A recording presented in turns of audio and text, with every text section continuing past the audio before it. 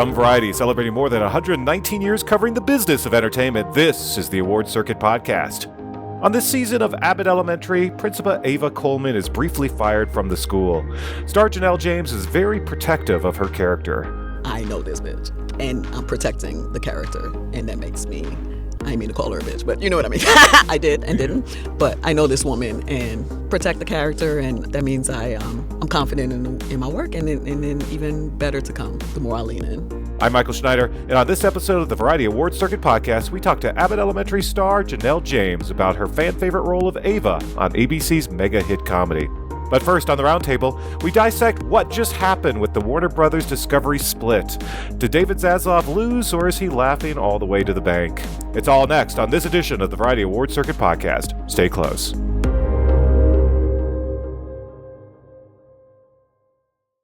And we are back, everyone. Voting is underway. It is the Variety Award Circuit Roundtable. I am your hostess with the mostest, Michael Schneider. Oh man, I'm already out of it.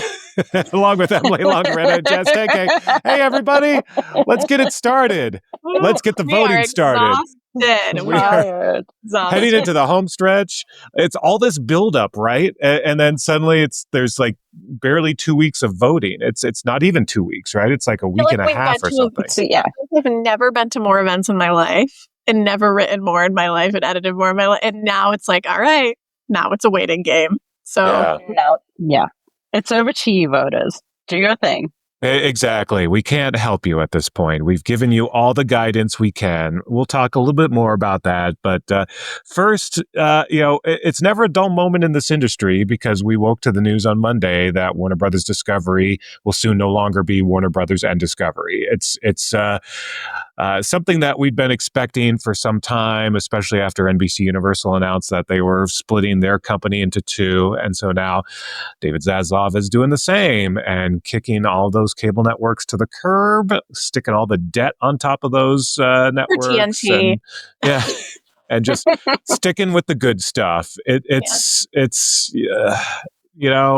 guess we've seen the writing on the wall for a while with cable, but it is sad to see what's happened to those companies and kind of malpractice to some degree. Yeah. I mean, it's definitely like an interesting / dark time and obviously every morning I feel like I wake up to news of layoffs and friends who are posting that they don't have jobs, and it's a tough time.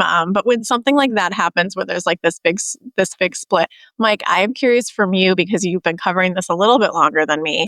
Is this something like, when they merge, is it something you're like, how long is this going to last now? Because we keep seeing these like join together and then split a couple years later. And that's the funny thing, is like there never feels like there's any time for these companies to actually turn into something, especially when you look at what happened with Warner Brothers. AT&T owned Warner for what, like a hot second, and realized that was a big mistake, and then offloaded it. It's like, what was the point? AT&T did the same thing with DirecTV. They spent all that money to buy DirecTV, and then suddenly, like a year later, they're offloading it. It's what are we doing here? What's the point of all of this?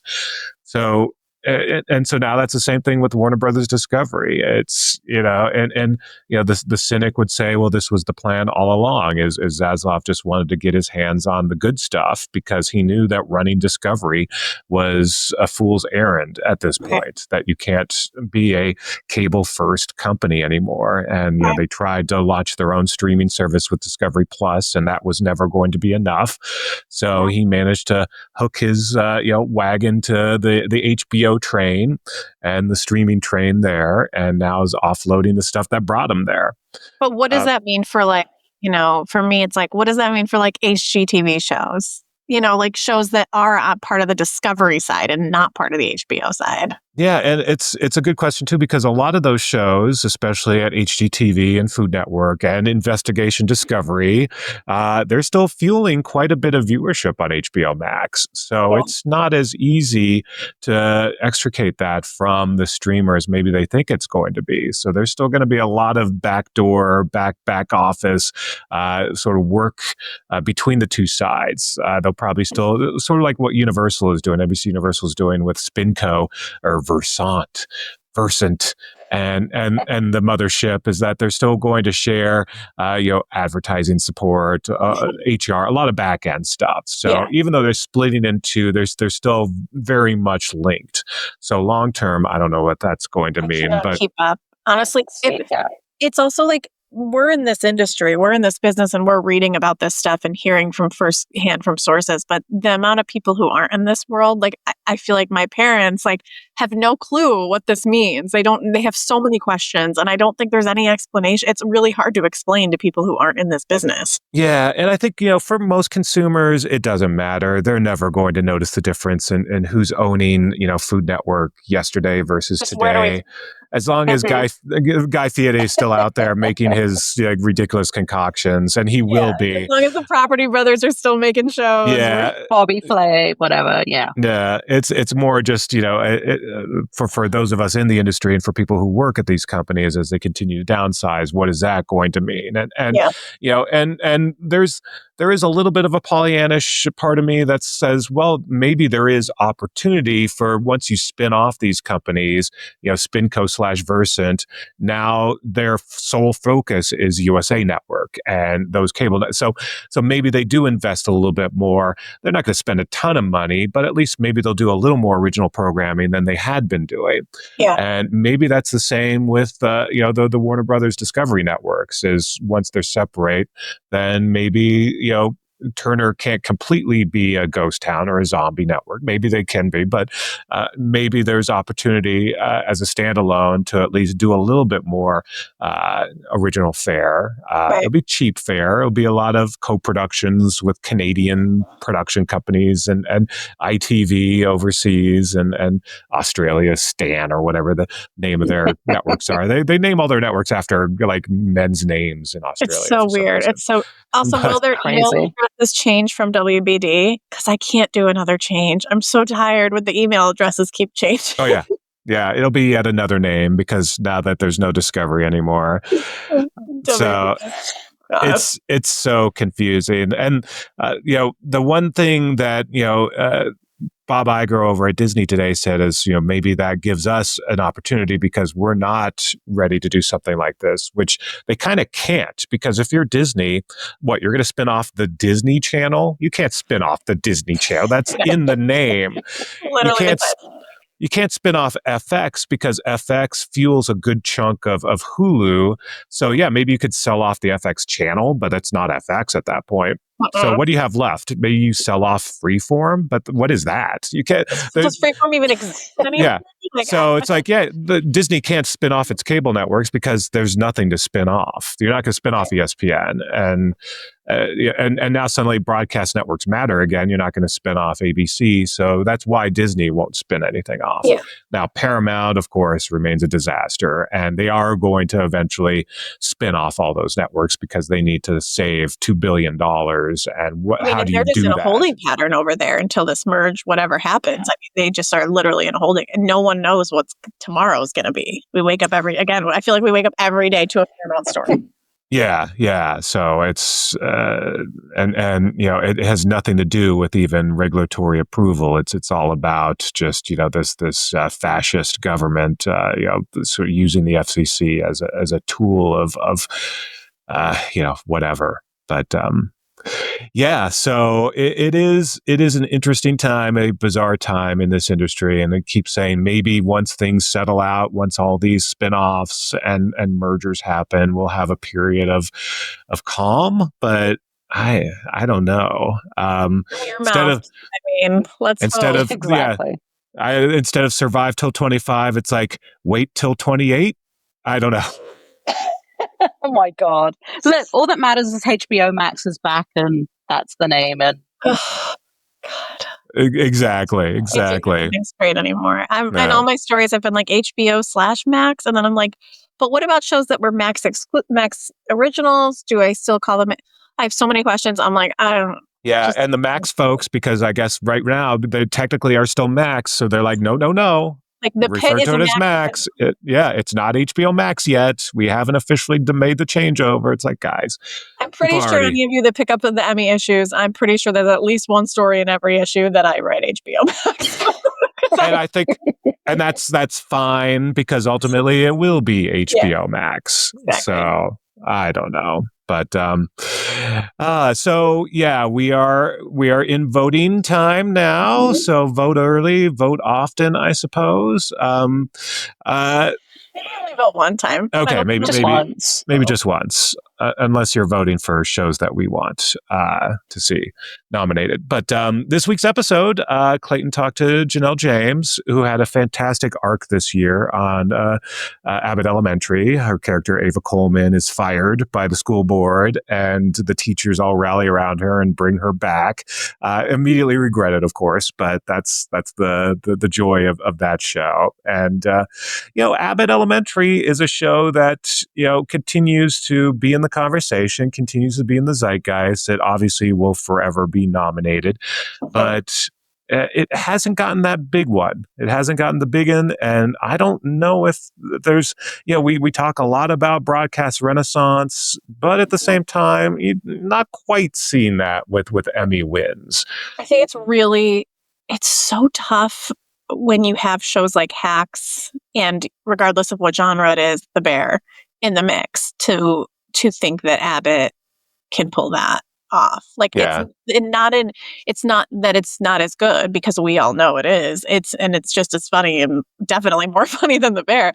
But it's such a different show. It's such a different layout and a broadcast sitcom is very different than an HBO or Max or FX on Hulu show. So I don't know that this year is going to be the year for Abbott. I think it's sad though, because a lot of people love Abbott. But there's not enough, I guess, push or steam to make it break through. To your point, like everybody's talking about Hacks. Everyone's talking about The Bear. Yeah. Not everybody's talking about Janelle's performance, and it's just, it needs, I don't know. Yeah, I mean, they do a good job in getting the nominations, obviously, and some wins. Obviously, Shirley Ralph won, Quinta has won, so the show has gotten its due with Emmys, just not in the comedy series category, which would be such a huge win for broadcast and for, just that, for comedy in general, if it would win, because it is like, definitely, the epitome of what a comedy is and should be. But you're right, Emily, in that we are talking right now about really it's, Hacks probably versus the studio. Right. It's prestige comedy. It's not sitcom. Yeah. And Abbott is the only sitcom that's in this conversation. And so it's almost like it's almost a different category because sitcom is a whole different art than prestige comedy. Like to me, Hacks and Abbott aren't even in the same category. It's so strange because they are both comedies, but it's not the same world at all. So yeah, I would say Hacks, the studio. I mean, I would even say maybe Only Murders could even sneak into that conversation. We saw it last year get this like kind of big push that we weren't expecting. And I can see that also getting back in there. Yeah, yeah. And then, of course, there still is The Bear. And we still haven't seen this new season yet. But, if that thing suddenly makes some noise and people are like, The Bear's back, then that could have an impact on this season. Yeah. I think it's tough. There was, I saw someone, I'm not going to mention who it was, A, because I can't remember, and B, I'm not going to talk about a competitor. But someone wrote the other day about this so-called whisper campaign against The Bear. Did you guys see that? I read the quotes they had. I don't buy it. I mean, there's no whisper campaign. It's out in the open. Everyone's been talking about the question of whether or not The Bear is a comedy or not. That's not whispers. Every carpet they're on, they talk about it. Like different. I mean, on your comedy panel at night in the writers' room last week, you guys kind of joked about it. It always comes up now. Creators have no problem talking about it. Yeah. Yeah, it's been an ongoing. It was when we had a night in the writers' room in January. We talked about it. And it was funny with this night in the writers' room because people started to talk about it. No one mentioned The Bear, and then someone from the audience screamed, "The Bear!" It was like, oh, we're okay. We're going there. Yeah. But there was it's like that story made it sound like there was some nefarious plot against the Right. bear. No, it's just we're just having a conversation. It's an ongoing debate. Everyone knows what the debate is. It's the folks at FX know that's the debate. And the Bear has done quite well at the Emmys. So everyone has their time in the sun. And then sometimes things move on. Right now, Hacks has its moment. But honestly, I wouldn't be shocked to see, well, maybe that Hacks now had its moment and voters may move on to the studio. That's a real possibility. But interestingly enough, in the supporting actress race, I mean, Hannah Einbinder has never been, she's obviously gets the nom, but she's never been the winner there, which is shocking to me because, well, Jean Smart is like, I mean, it's very hard to beat Jean Smart, and it's probably isn't going to happen. No one's really probably going to take that from her. I don't know that Hannah has she doesn't have that same pull for some reason. Yeah, that's interesting. Maybe just because that is always a stack category. These supporting, actor and actress categories are always jam packed, and so going back to that supporting actress in a comedy series category this year, looking at. I'm looking at Clayton's predictions right now. And, obviously last year, the big surprise was Liza Colon-Zayas winning from The Bear, which was huge. And so great. Mm-hmm. And so she's still in the conversation, as is Janelle. Clayton actually has her as number one right now. So, that could be Abbott's perhaps big win of the year. And of course, like you said, Sheryl Lee Ralph has won before. So maybe it is Janelle's time. Yeah. And like we said, she had the breakout performance this season, so it could be her time. But we also have Hannah Einbinder, who still is in the mix and who had another great year, facing off with Deborah Vance with Jean Smart. So that's a possibility. And then you have two folks from the studio, which could cancel each other out with the Titans and Catherine O'Hara and Catherine Hahn, the two Catherines. Do you go with C. Catherine or K. Catherine? But they're both great in that show. So there's always possibility, and people love both of them. Yeah, I don't see. I mean, it's interesting because Catherine O'Hara. I think that the fact that she's in. I mean, both of them. The two Catherines each have two shows. Obviously, Catherine has the studio. Catherine O'Hara also has The Last of Us, and will pretty likely get a nom for guest for that, or for supporting for that. And then Catherine Hahn also has Agatha, which is, of course, in a different, it's leading, not supporting. But to me, that kind of will help them get into this because people are not just seeing them on one show. If you didn't watch the studio, but you watched Agatha, you're like, oh, I can vote for her again. Yeah, I'm going to, down the line voting kind of affects that way as well. Yeah. Yeah, and these are for both of them very different roles than the other ones that they're potentially nominated for, and it just shows just how great they are and their range. Yeah. But below that, there's also Meryl Streep. You've heard of her? I think I heard that name before. Yeah. And Only Murders, so that's a name that could potentially be in the mix. And then the late great Linda Lavin, if people want to give her some flowers one more time for her role in Mid-Century Modern, she was great in that. And then kind of one of the revelations of this cycle has been Carrie Kinney Silver. In 4 seasons. Yeah, she's been making the rounds. We got to see her in Austin. She's been going out. Netflix has been pushing her, and as they should. I mean, she's really good, and she's getting her time, and I'm thrilled about that. But I think the other one is also Jessica Williams in Shrinking. I think she's got the nomination before this season. I personally think Shrinking is like the sleeper hit that people aren't talking enough about, but. Even though it does get nominated, but it's just the season was so good that I kind of feel like it went by the wayside, so I hope she kind of sneaks in there. Yeah, no, I think that they've been doing a good job in getting Shrinking out there though, and Bill Lawrence has been doing all sorts of press, and all of them have, and Jason Segel, has been all over our coverage. Emily just gave him an award the other day, as a matter of fact. An award at the first ever Newport Beach TV Fest. It was a fun time, and Michael Urie, his co-star, showed up to present and support him, so it was really cool. Yeah, so great photo of you guys there. But so I do feel like sometimes it takes a while for those Apple TV shows to come through. I think we've talked about that before, and shrinking seems to be there. Another name that we've been pushing for a while, we did last year too, from Abbott, is Lisa Ann Walter. She hasn't gotten her due yet with a nomination, and so she's overdue to get some mention. It's wild to think that. She's so beloved too. Like I think like on socials and the world, like people just love her so much. And she's so funny on the show. It's really surprising to me that she's never broken through that. Yeah, but she's everywhere. Sorry. Yeah, but that does go back to just what a tough category it is, because when you look at the names bubbling under, there's also Jane Lynch on Only Murders, and that was a breakout season for her on that.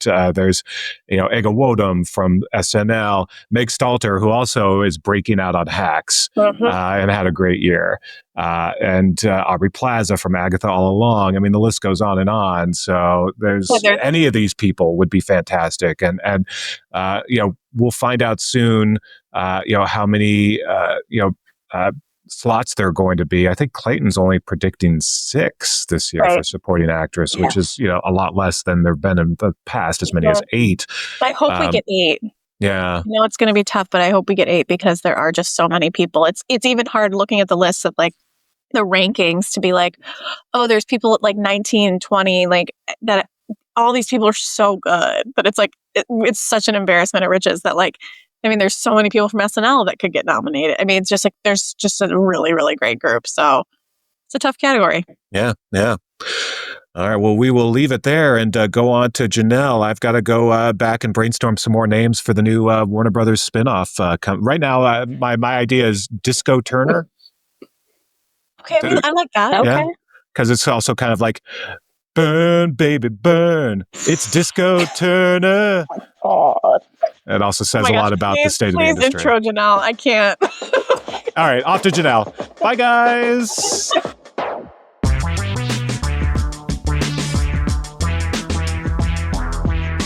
After the break, Abbott Elementary star Janelle James. From the best city in the world, Los Angeles, California, this is the Variety Award Circuit Podcast. And we're back. It's the Variety Award Circuit Podcast. I'm Michael Schneider. Janelle James has carved out her space in comedy with her sharp voice and sincere presence. As Ava Coleman, the bold, messy, and meme-worthy principal of ABC's Abbott Elementary, James has turned what could have been a one-note punchline into one of TV's most delightfully unpredictable characters. Across 4 seasons of the hit comedy series, Ava has grown from a comedic chaos agent to a character full of contradictions. Wildly inappropriate, yet unexpectedly wise, and self-absorbed, but not without heart. Let me ask you a question. Okay. What's it like to date you? Okay. Well, dating me is like playing a mysterious board game. Okay. I'm trying to figure out what it's like to date a poor. A what? A poor. A singular of poor people. What do you and Gregory do? Do you like walk around, or what do you eat for dinner? We usually just eat at my place. Oh, my place. Yeah. That sounds cute. I never heard of that restaurant. My place is where we cook the food that we bought at the grocery store. Oh my God. After years of grinding it out in stand-up, James has now been Emmy-nominated 3 times. She's also prepping a national comedy tour and developing a new Netflix special. Variety's Clayton Davis recently spoke to James about advocating for Ava's voice, drawing on her personal life to shape her performance, and why Ryan Coogler should cast her in the next Sinners movie. Clayton began by asking James, 4 seasons in, how does it feel? Does she got this, or is Ava still surprising her?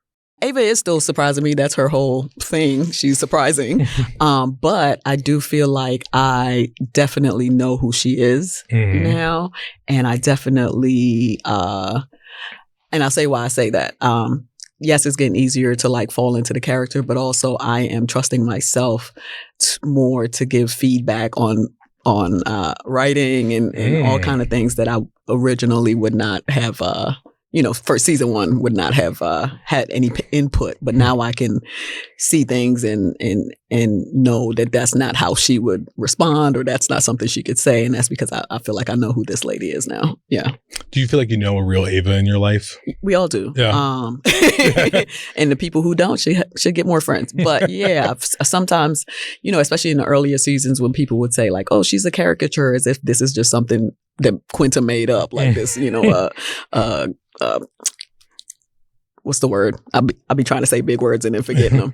But anyway, like a mixed match of just like different personalities to make this fake person. And it's like, no, this lady exists in many places and definitely in school principal positions. Like she didn't pull her out of thin air. So yeah. I wonder how much better of a student I would have been if I had a principal like Ava in my school. It depends how awful your principal was.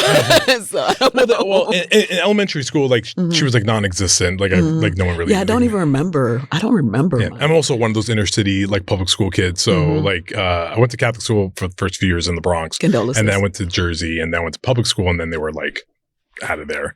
So, but yeah, I mean, education, very timely. Education's a little different for some people. Inner cities receive different education than suburbs and other affluent areas. What do you think that you needed in elementary school that Ava would have provided? Ooh, I mean, fashion would have helped a lot. I mean, fashion would have been okay to like be who I am. But Abbott's also, they're in uniform, so we didn't have uniforms in public school at that time. But also just like, be able to snap back with a really good one-liner. She would have taught you to do that. Some confidence. Yeah. Okay, great. Good confidence. Yeah. I was just going to say none of those things. And then, like, what a principal. and then musicality too, because she is musically inclined. In terms of the arc of Ava this season, we see a love interest, and I don't know if you remember this. I moderated a conversation with the whole cast last year, and I told you secretly I think I want Ava to get with Tariq. Okay. So a bum. Not you don't actually like. He's not. You actually don't like. I do like my him character though. Is what you're saying. I didn't like him when he was with Janine. Step down. I didn't like him when he was with Janine, but since he's been out, he's not with Janine anymore. He's been there. There's something that's like. I feel like they could work. And yes, he does need to elevate. He needs to get a better paying job because he has to be able to afford. You want Ava to elevate an unemployed? No, he will do it. He will do it naturally. I love her love interest. Just being around her would make him step up. Yeah, he'll be like, that's what many women think when they date bums. but what do you feel about her love life now? Now that she has a love interest that buys her ugly jewelry, but at least he tried. He did try. Yeah, expensive ugly jewelry. And she let him down nicely, and he like accepted the feedback, which you don't see. I mean, how do I feel about her having a love interest? It's been great because it just I think a testament to the writing on the show. The love interest is there, but he's there not only as a love interest, but it's a wave for Ava to unveil more about her character through these guest stars. So not only the love interest, her dad, like these are ways you can find out more about her and ways you can just see different layers to her that you wouldn't see if she's just like interacting with children and other teachers. So it's just a smart way, to continue to peel the onion that is this person and make her even more layered. I feel like she's been layered since the first season, but and I think people are finding that out as they rewatch that she's not as one note. I think I and her are so hilarious that it seemed like she was just a joke machine, but she's always had other things bubbling, and these characters that are coming in is just allowing it to be a clearer picture and then give her a little bit of change. But I am glad that it's not in the sitcom way, although we're a sitcom. It's not in a sitcom way of now she's a totally different person because she's falling for a guy. She's still herself, but in a softer way. And you spoke about Ava's dad, Keith David. Good call on casting there, for sure. Yeah, totally looks like he could be. I mean, like, I was like, hey, like, big reveal. Is killing it. Wendy O'Brien, shout out. But that was the emotional hit for me this season. Growing up, very complicated relationship with my dad. And I was like, Ava exudes this confidence, has these, hides behind her own humor because deep down is some pain from a unrecognized love. Most humor comes from. Yeah. We're all humor comes from pain. Yes. Yes. We're all really sad. What did you draw anything personally for that? I don't know your upbringing, but like how my dad was perfect. Oh. see how well I can act. Just now when I said that was a lie. No. Who's that is perfect. Yeah. But not the left for a different family angle, but my mom left him. But definitely a different family. So I do know about having like siblings that I don't really, know because, he has started a different, life, and being like cut off because your time is divided now. You're not only taking care of this family, you have this whole other family. And so you get less of your father. So I don't have like the deep pain that Ava definitely.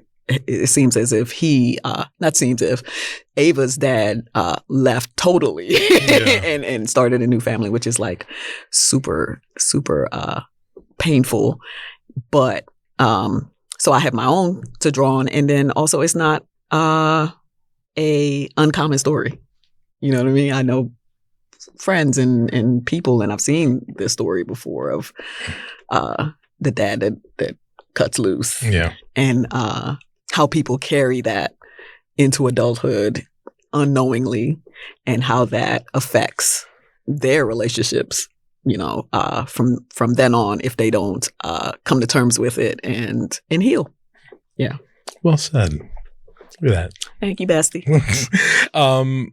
When I get into an observation I made about the show, and I compare this to The Office, not because it's a mockumentary, because obviously it is, but because in particular, Quinta and Tyler, their relationship on the show, I'd say it's really difficult to do is to have a show, and I'll use Friends as a separate example. Friends, can you imagine? Listen, it didn't make it into everyone's household. Not everyone is a fan. With Friends, like the whole arc of the show was like Rachel and Ross, will they or won't they? Will they or won't they? And they ended on the answer to that question. What The Office did was it answered that question pretty damn early in the series. Season 2, they kiss and then they're together and then they don't break up. They don't have like, we're off and on, off. Like they're just together the rest of the time. Pam and Jim didn't break up? Pam and Jim don't break up. When they get together, it's for the entire. Really?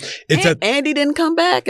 No. Didn't Jim go to the other town and mess up? They weren't together. When they kiss at the end of season 1. Right. Then he moves to Stanford. Go start his little basketball app or whatever. And by the end of season 2 is when he interviews, when Rashida Jones was there. Right. He interviews in New York, and then he comes back, and then him and Pam are dating the rest of the way, and then they get married. So he's only dating Rashida Jones when he's away. When he's away, when they move back to Scranton, and then he breaks up with Rashida for Pam, and that's it. I got it.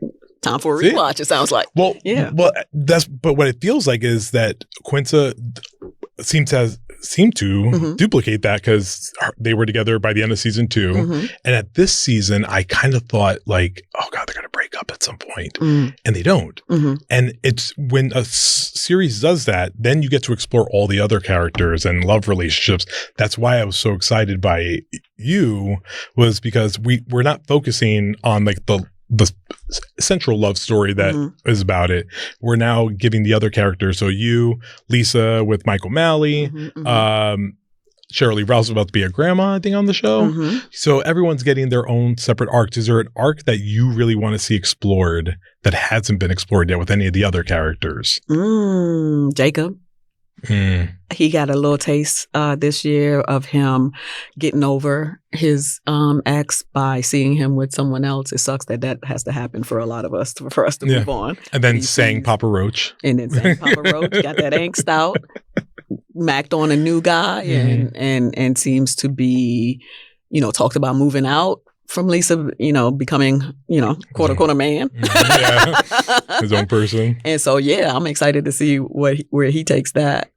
We've never been to Ava's apartment, right? Like, we've never been inside her house. Why would you? It's none of your business. I wonder if we'll ever see Ava's apartment. I would love it. I mean, it's got to be. Do we have the budget? Is the question. I mean, because there's no way it's like modest, right? It's got to be high end. Is Tom Cruise's house available to shoot in? Because I think there's got to be a question of like, would it be the shock that it would be modest? That like, she.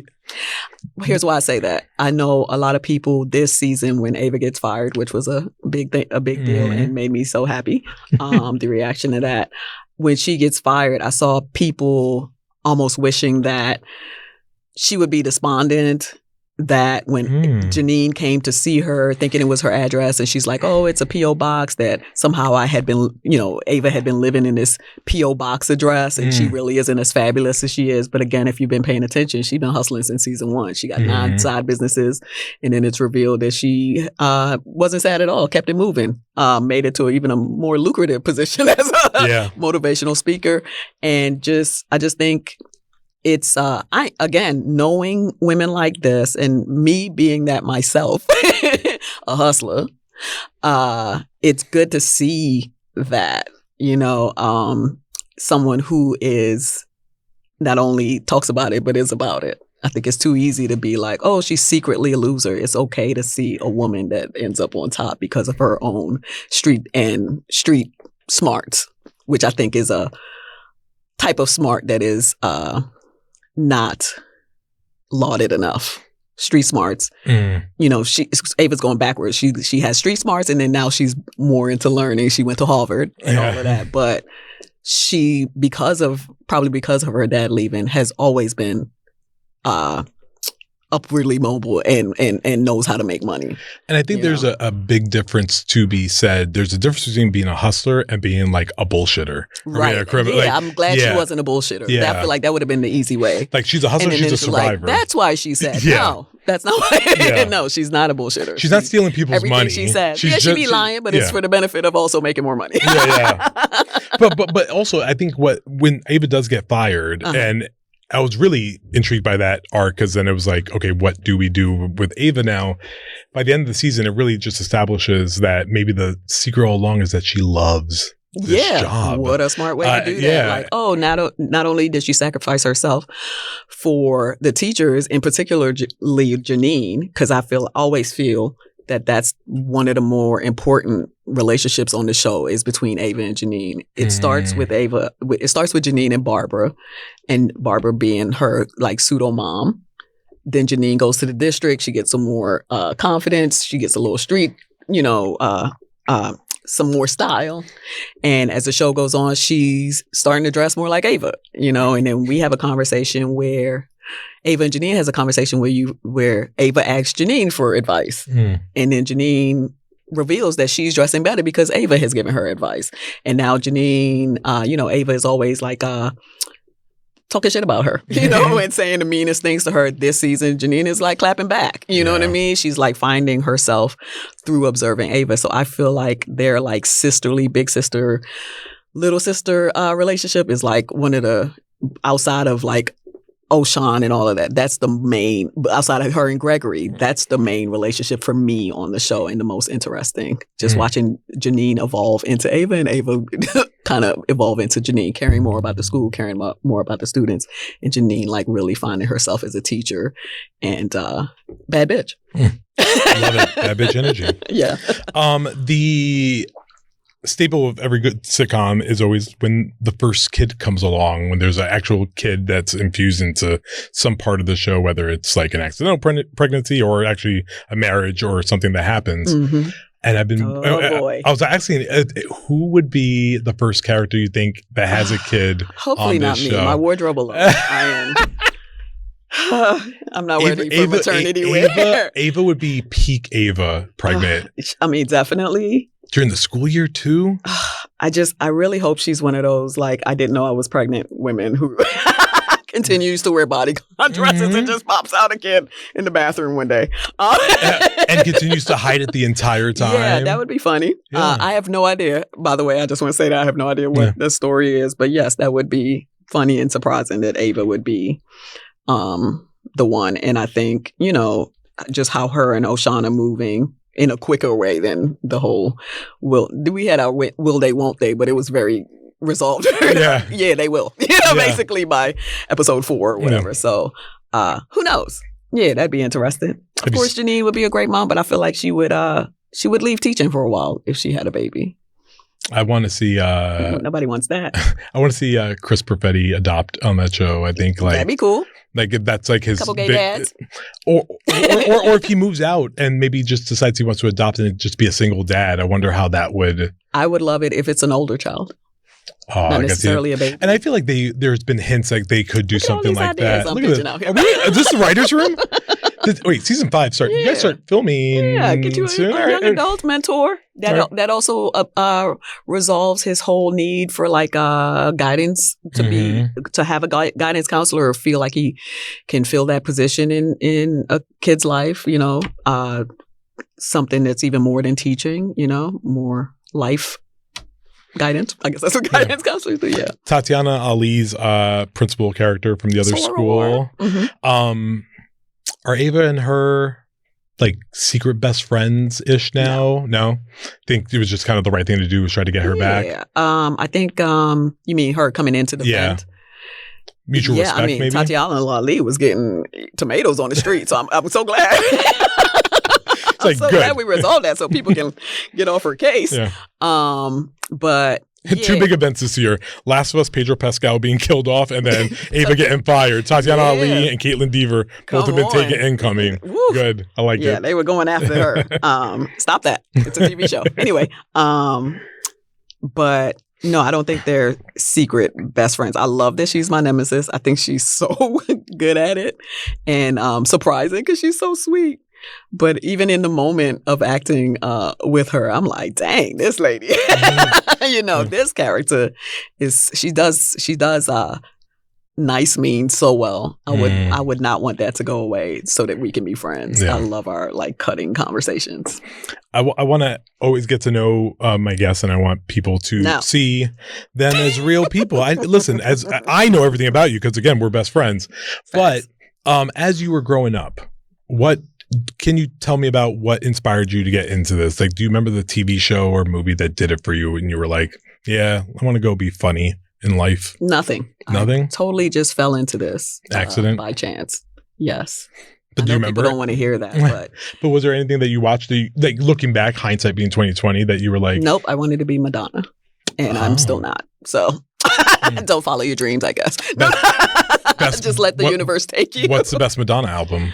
I know what the right answer is, but I want to see if you're going to repeat it. As best friends, we should have the same answer. What's Take a Bow on? What album is Something to Remember. Yes. Oh, that's the answer. Yes. It's one of my top 5 Desert Island albums. Yeah, I would take that. She murked that. Then I'll do Ray of Light.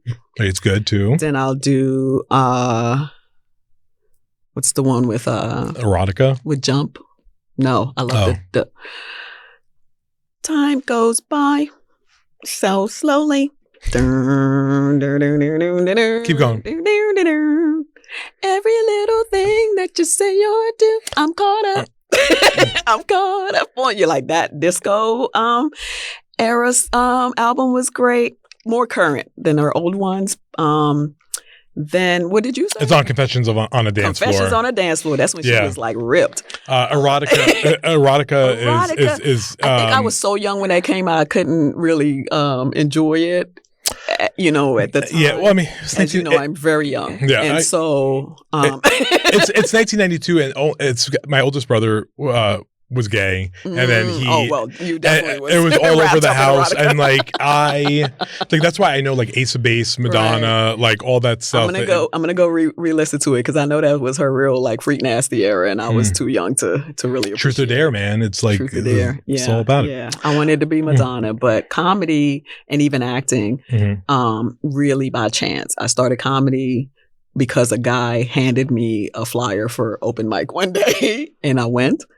And I spectated, and then they told me I had really had no idea how comedians start. I really had no idea how Hollywood works. I really thought a guy with a cigar hears you say something funny on the street and says, "We're going to Hollywood." Like I really thought that's how you get discovered. And they told me, you could come back and do some time next week because I was laughing a lot, and that's all people wanted, open mics. So they were like, yeah, you come back and laugh, please. And then also you can do some time. I had no idea what that meant, but I went home, I wrote 4 minutes, and I went back the next week, and I got my first laugh, and I was like, oh yeah. I remember thinking like, yeah, this is it. And I just kept doing it. And then acting. Open mics are dangerous, by the way, man. They're like so like I have such respect for stand-up comedians. Thank you. Well, because I did an open mic once, and people once, and people laughed, and I was like, I could never do that again. It was terrifying. Well, what do they say? That's the next public speaking is the right under death, or maybe right above death for people's biggest fears, and that's how a lot of terrible stand-up comedians are allowed to exist, because people are so amazed that they're even able to do something so what they think is terrifying, that they get a little they get lauded for not being good. I'm not talking about myself, of course. Obviously. But I always say, if you can bomb and then continue to go. So my first set, I was killing, at least to myself. Yeah. As much as you could kill in small town Illinois where I started. And then my second time I did it was not as great. And I remember what that pain feels like. And I still went back the next week. That's when they got you. So you are a quitter. Do you remember? I am, straight up. Also, it was very dated material of the time, and I can't adapt to the times. I had a Master P joke. That's how dated that material was. I was super. I mean, I'm still dark. I was super dark when I started. Part of the reason I ended up doing it, my dad was ill, and I was like super like depressed about that. And I think a lot of comedians start from some type of traumatic thing where they're just trying to get out again, just like Ava, full of pain, and then you turn it into humor. And so I was like, oh, I could say this dark shit and people enjoy it, and then tell me later, like, and still now, when I do stand up, tell me later, like, I've been going through this, or I empathize with you. That's all comedy is. That's all Abbott is. I think that's one of the main reasons it's so popular. People empathize. It's a true comedy. People say, oh, I laugh out loud. That's very hard to do. It's very hard to be funny. And so that's what I enjoy. Humor, brings us all together, to be corny about it. But yeah. Laughter is the best medicine. Laugh at your pain and all those things. All those things are saying. If you don't laugh, you'll cry. Yeah, exactly. What is Janelle James's Mount Rushmore of stand-up comedians? Ooh. Build it right now. Richard Pryor. Nice. Eddie Murphy Raw, which is dated now, but he did that. Still works. Martin Lawrence, You So Crazy. Chris Rock, Bring the Pain. That's 4. Ooh. Chappelle's first Washington, D.C. I forget the name of it. He has on the blue jumpsuit. And I feel like I should throw a woman in there, but I can't think of it. I'm going to get dragged for that, but that was what my favorite. But Richard Pryor is That's a good one. I love him. He super dark shit and truly knew how to make really awful stuff funny. That's such a skill that I admire. Are you gonna? I mean, what is the balance of stand-up comedy and working on Abbott now? Like, are you still? Well, so we're on. We shoot, thankfully, most of the year because we do 22 episodes. One of the few shows that still does that. So that takes up a lot of time, and so being one of the stars of the show, am exhausted when we're shooting. So I don't do much stand-up when we're shooting. And then we wrap and I say I'm going to rest, and then I immediately get on stage because I'm a mad woman, I guess. And like I said, after you've bombed and you can still get back on stage, that means it has you. You will never stop. Yeah. That's why you still see Seinfeld out here with his 200 cars still doing comedy. It's like we can't stop doing it. We need the laughs. And so right now we're on break, so I'm touring, and I plan to shoot another special, a Netflix special this fall. Yeah. So trying out some material. So I like to hear. I have 3 last questions for you. Sure. Stand-up comedy, and I get different takes on this. I did a stand-up comedy roundtable last year. Had Marlon Wayans, Tom Segura, Sam J was on it. We spoke about state of stand-up comedy, and they seem to agree with me on this, that stand-up comedy is not under attack. Like, people, they're just Andy Warhol has a quote that Anthony Jeselnik shares, like comedy is being able to get away with it. And if people are mad, then you didn't get away with it. And now you just adapt. But there's no one that's like muzzling you to not do stand-up comedy. Do you agree with that? Do you think comedy is being hindered in any way by the times? No, I think we're just hearing through reading more people's opinion than ever before. I always say that stand-up is such a niche form of entertainment. Like a lot of people can go their whole life and never see a stand-up comedy show. It's something you have to search out. And because of the internet, people are seeing us who don't understand comedy, don't know what humor is. I recently, or who knows what time it is, it may have been recently or years ago, read something about there's like a class of people that really don't process jokes. They don't get it. Like they're just like, why is that funny? Yeah, they're catching like a clip out of context and in context. They just don't process humor the way people, they have no joy. Yeah. And I'm guessing, and that's what I tell myself when I see somebody not laughing, and I'm like, oh, you're one of those people. But I feel like because of the internet, good and bad, it's exposing a lot of more people who would have never seen stand-up comedy to it. And because of that, you're also seeing people who really don't get what it is. They don't get that we're trying to turn pain into laughter or trauma into laughter or dark things into laughter. And now they want to talk about it. And then there's also those people who, because of the internet and the self-importance that it gives all of us, thinks that because they don't like something, it shouldn't exist.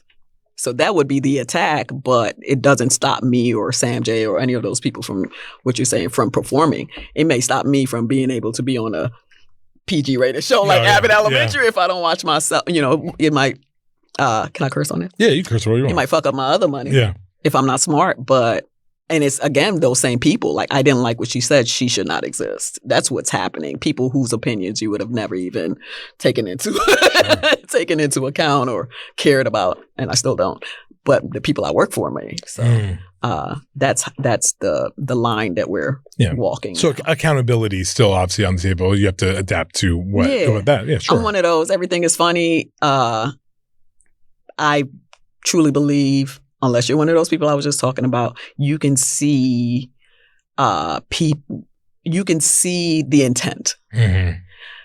You can see if a comic is like trying to make something funny and their intent is to make people laugh, or if their intent is to offend. Yeah. If your intent is to offend, you're gonna get the response of what it is. And but some people don't even look for the nuance. And those people are people who don't know what jokes or laughter or joy is. And those aren't people whose opinion I don't think about or care about. Fair enough. I'm a Puerto Rican black man living in America. I saw Sinners. I want to know if you've seen Sinners yet, Ryan Coogler's film. I've seen it too many times. And I just need I need to get your reaction. What, like, did you just feel like you can go fight everybody after? Like, did you feel like I can just like I felt invincible. I was like, let someone say something wrong to me right now. Why? All the black people die. No, we win, man. White people die too. I feel like we win. I see it as a hopeful. How did you? Because the two decided to become vampires. He grew old and became a talented musician. Oh, one guy.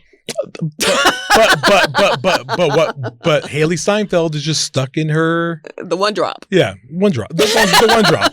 I feel like it really pseudo black woman. I feel like it really celebrates black culture in a really profound way. But I also find it to be very sad. Oh. And I'm a real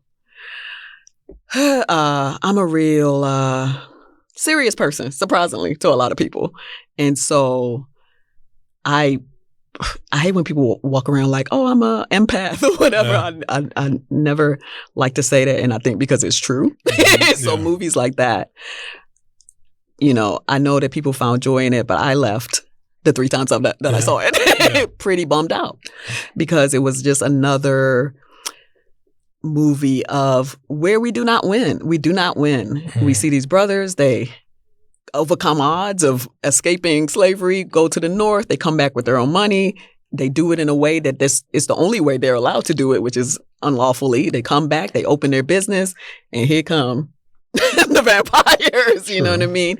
And it's just, again, I thought the movie was great. I thought it was visually amazing and it hit all the points. But it's just, to me, another movie where we don't win. Yeah. Where we don't win. So I can see why you would feel like that. I know I can see that, but I think I also see like if you do see it as like black excited people, for part 2. I mean, that's the part I don't. You know, I'm not sure if I want or not. Tee up to a win. I would love to be a vampire in part 2. Ryan Coogler, or Michael B.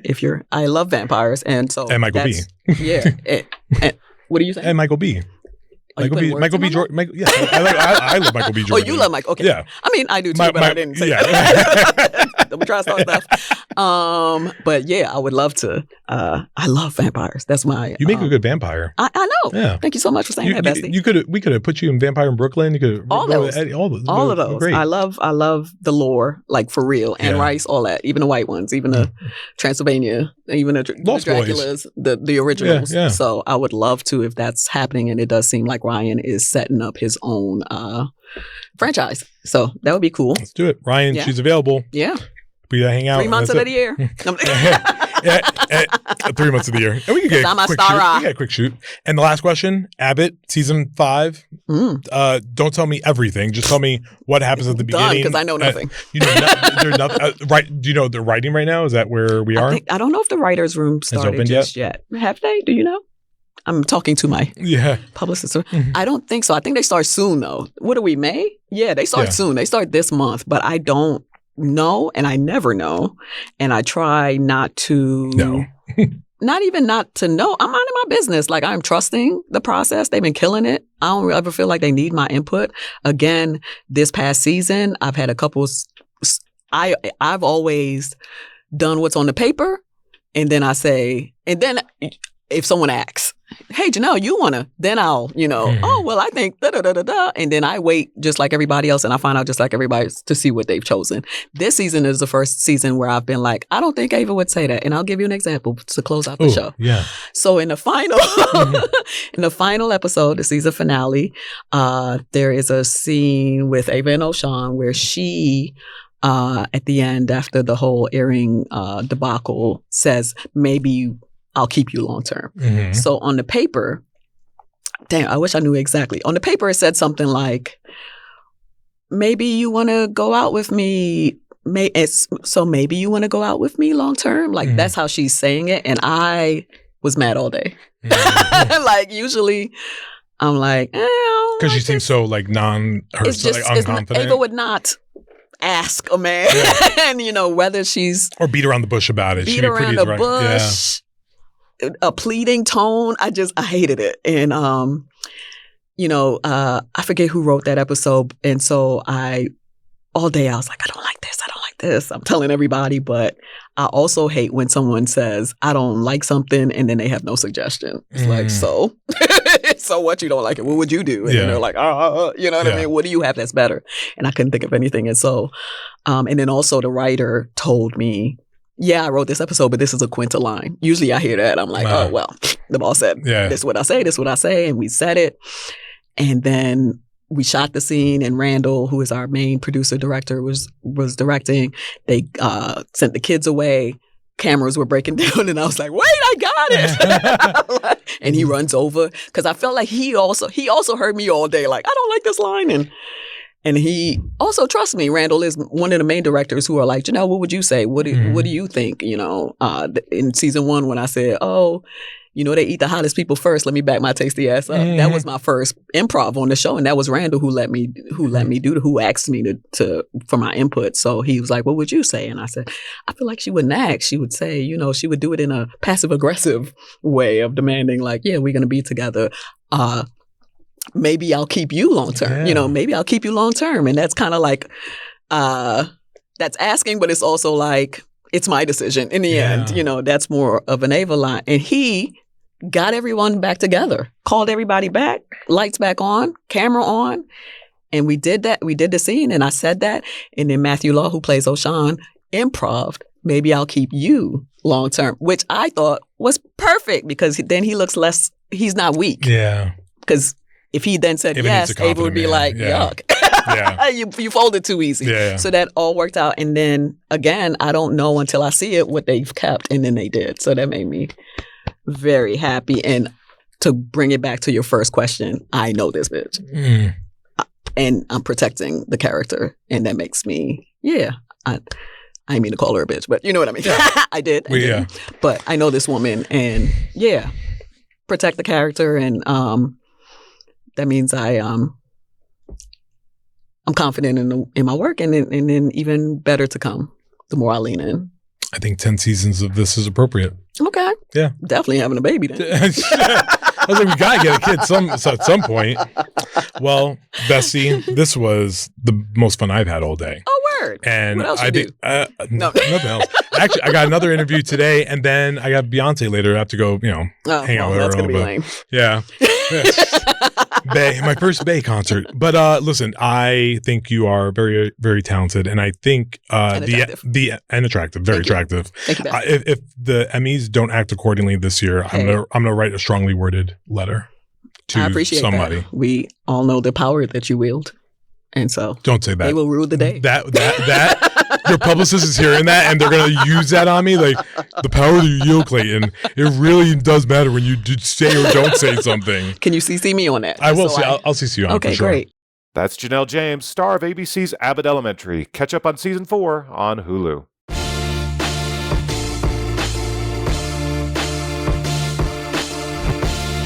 And that's it for this edition of Variety's Award Circuit Podcast. Michael Schneider is the producer and Aaron Greenwald is the editor. Be sure to subscribe to the Award Circuit Podcast on Apple Podcasts, Spotify, or wherever you download podcasts. Also, head on over to Variety.com and click on the Award Circuit tab to find the latest awards predictions and key races, as well as your daily fix of news, analysis, and reviews. For Jazz Tanke, Emily Longaretta, and Clayton Davis, I'm Michael Schneider, and we'll see you on the circuit.